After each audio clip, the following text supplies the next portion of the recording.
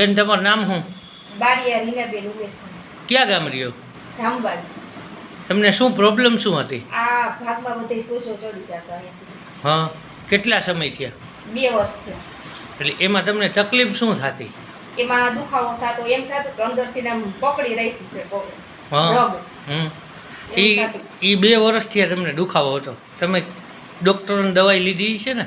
હા, જામનગરથી ને ઉપલેટાથી ને. પછી તમારા રિપોર્ટ કરાવ્યા છે? MRI કરાવેલું, પછી કિડની ને લીવર ને ગર્ભાશય ને એનો બધો રિપોર્ટ કરાવેલો. બધા રિપોર્ટ કરાવ્યા, પણ ડૉક્ટરે શું તમને કીધું હતું? તમને તકલીફ શું છે? MRI સાહેબ કરાવ્યો ને જામનગરના જાણીતા ન્યુરોલોજીસ્ટને અમે બતાવ્યું હતું.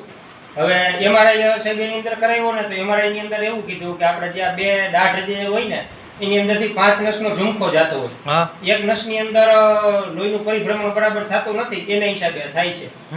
તો એમાં બેનને શું તકલીફ થતી? આપણે દુખાવો થતો બરાબર છે? બેઠા હોય આમ તમે આમ નજર આમ તમે જોવો ને એટલે આમ એક બાજુનો જે ડાબી બાજુનો ભાગ હતો એ આમ સોજી જતો અને દુખાવો થતો. શરૂઆતમાં તો અઠવાડિયે કે 15 દિવસે કે એવી રીતે થતું. ખાવા પીવામાં ફેરફાર કર્યા, અમારા ફેમિલી ડૉક્ટરને બતાવ્યું, ઉપલેટા અમે બતાવ્યું MD ને, તો કે આમાં કાંઈ ખબર નથી પડતી. કે છેલ્લે એમ કીધું કે તમે ન્યુરોસર્જનને બતાવો અને રિપોર્ટ કરાવો. ન્યુરોસર્જનને અમે બતાવ્યું તો એમ કીધું કે આવી રીતે આ પ્રોબ્લેમ છે. પહેલાં 15 દિવસની દવા દીધી, પછી 15 દિવસ પછી અમે પાછા ગયા બતાવવા. તો જે 15 દિવસની દવા લીધી એની અંદર એક જ ધારી નીંદર આવતી કે કંઈ કામ કરવાનું મન ના થાય, કે સવારે ઉઠ્યા તો એમ જ લાગે કે ભાઈ આંખોમાં નીંદર જ છે એમ. 15 દિવસ પછી પાછા જામનગર બતાવવા ગયા અને દવા પૂરી થઈ એટલે પછી સાહેબને વાત કરી કે આવી રીતે આમ અમને નીંદર આવે છે અને કાંઈ કામ કરવાનું મન થતું નથી, શરીરની અંદર સુસ્તી છે. તો સાહેબે કીધું કે એવું તો કે રહેશે કે મહિનો દિવસ કે, અને દવા કે પાછી કે આપણે થોડોક ફેરફાર કરીને પાછી 15 દિવસની દવા કે તમને.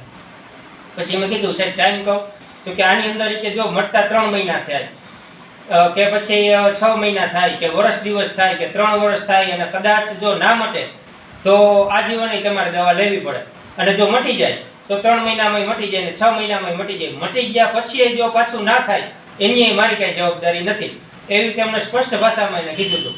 પછી તમને આઈનું સરનામું કેવી રીતના મળ્યું? તમારા વિડીયો ઇન્સ્ટાગ્રામમાં અને ફેસબુકમાં હું જોતો, તમને ફોલો કરું છું. હા. તો મને એમ થયું કે એકવાર જયદેવ સાહેબને આપણે વાત કરીએ. એમ પહેલાં તો એમ હતું કે ભાઈ આવા ન્યુરોસર્જને ના પાડી કે ભાઈ આ તકલીફ જે તમને છે એ નહીં થાય.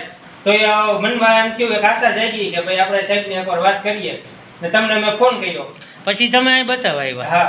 પહેલી ટ્રીટમેન્ટ આપણે તમારી કરી વિદ્યાગ્નિ અગ્નિકર્મણ કપિંગ થેરાપી, બરાબર? તો પહેલી ટ્રીટમેન્ટ આપણે કર્યા પછી તમને શું ફેરફાર દેખાણો? પહેલી ટ્રીટમેન્ટ કરી એટલે સાહેબ જે સોજો હતો એની અંદર 60 થી 70% જેવી રાહત થઈ ગઈ. જે અમે ન્યુરોલોજીસ્ટ પાસેથી મહિનોથી દવા લીધી હતી, પછી 2 મહિના અમે હોમિયોપેથિક દવા લીધી હતી. તો એ દવાની અંદર આમ દુખાવો બંધ થઈ જતો, પણ સોજો જે આપણે જે નોર્મલ થવું જોઈએ, ચહેરો દેખાવો જોઈએ એવો દેખાતો નહીં. અને માથું દુખવાનો એવો પ્રોબ્લેમ હતો કે વાડીએ જો કામ કરતા હોય માથું દુખવાની શરૂઆત થાય ને તો સૂઈ જાય એમ. હવે તમારી આપણે અહીંયા 3 સિટિંગ એટલે 3 જ ટ્રીટમેન્ટ કરી છે. તે પછી આપણે શિરોધારા ચાલુ કરી, બરાબર? શિરોધારા તમને આજે 4 કરાવી, આજે 5મો દિવસ છે, 4 તમારી પૂરી થઈ એટલે કાલ તમારી ટ્રીટમેન્ટ પૂરી થઈ જશે. અત્યારે તમને શું રિઝલ્ટ દેખાય છે? રિઝલ્ટ તો એમ કહીને કે સાહેબ આ એક ચમત્કાર કહેવાય કે આવું આ વિશે આવું અમે ધાર્યું જ નહોતું કે ભાઈ એક ભણેલા ગણેલા ડૉક્ટરે જે ઊંચી ડિગ્રી મેળવેલી હોય એવા ડૉક્ટરે ના પાડી હતી કે આનો કોઈ ઈલાજ નથી, જ્યાં સુધી તમને હરખું ના થાય ત્યાં સુધી તમારે દવા પીવી પડશે. પણ આ એકેય ગોળી ખાધા વિના અને કુદરતી રીતે જે આ તમે ચમત્કાર કરી બતાવ્યો, તો હું તો એમ કહું કે તમારો 2 અસ્મિતાબેન ચુડાસમા અને જયદેવભાઈ ચુડાસમા નક્ષ કુદરતી ઉપચાર કેન્દ્રનો ભાઈ જેટલો આભાર માનું ને એટલો ઓછો છે.